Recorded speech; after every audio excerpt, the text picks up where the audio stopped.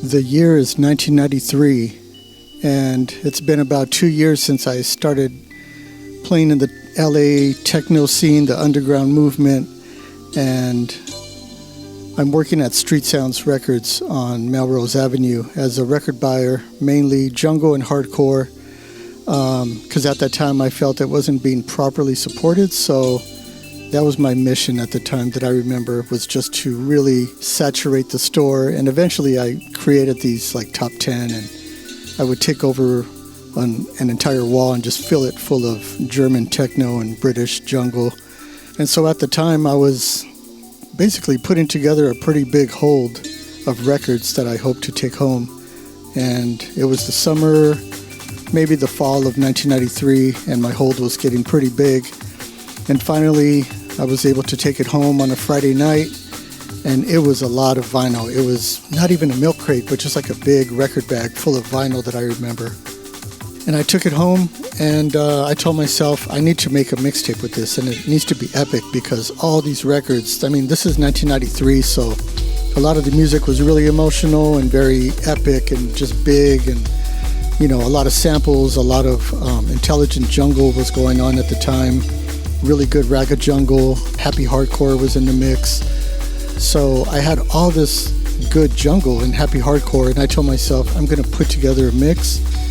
And I think I might have been already planning on moving to Denver at the time. So based off of the James Brown is Dead techno track, I told myself I'm going to make R.A.W. is Dead, and I'm going to create this intro that's going to be this big deal, you know.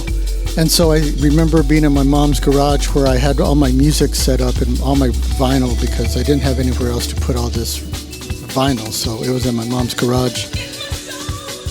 And I sat down with a 4-track recorder, some vocal effect type of rack mount units, maybe a sampler, a keyboard, and I just created the intro for R.A.W. is Dead by trying to recreate what it would be like when someone is dying and they're thinking about death and thinking about life. In the beginning of the mixtape, where I say, the first time I believed in God is when I died. That part for me was just something that I assumed somebody would feel like, especially because now they're really going through the death phase where they're now encountering either heaven or hell. And in this case, the person encounters heaven, and when they finally reach there, the first thing they hear is a jungle track from a reinforced artist. And for me, that was the perfect way to lead into the mix, because it starts off very dark, but then quickly the person who's dying realizes that death isn't all that bad. He finally gets into heaven, and jungle is the first thing he hears. And so the whole mix, once again, is just created from all the music from, I think, the middle to the end of 1993.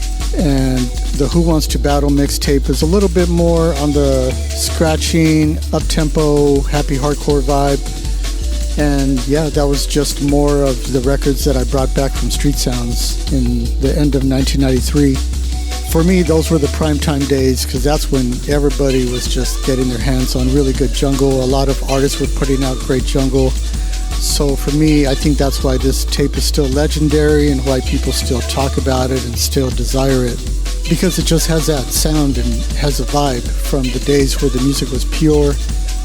It wasn't that popular yet, so people were still making it just for the love and for the creativity. Yeah, so I hope you guys really enjoy this 30-year anniversary. I can't believe it. R.A.W. is Dead, Who Wants to Battle, double mixtape, plus the digital download. And as a bonus, I'm going to throw in the Who Wants to Battle 2020 mixtape that features myself, DJ Craze, Z-Trip, D-Styles, Danny the Wild Child, Prolifics, and Machete. That's a crazy mixtape that I pretty much curated, and I just asked them if they could just supply me with a little scratch segment, and everybody was cool with it. So yeah, this one is going to be big.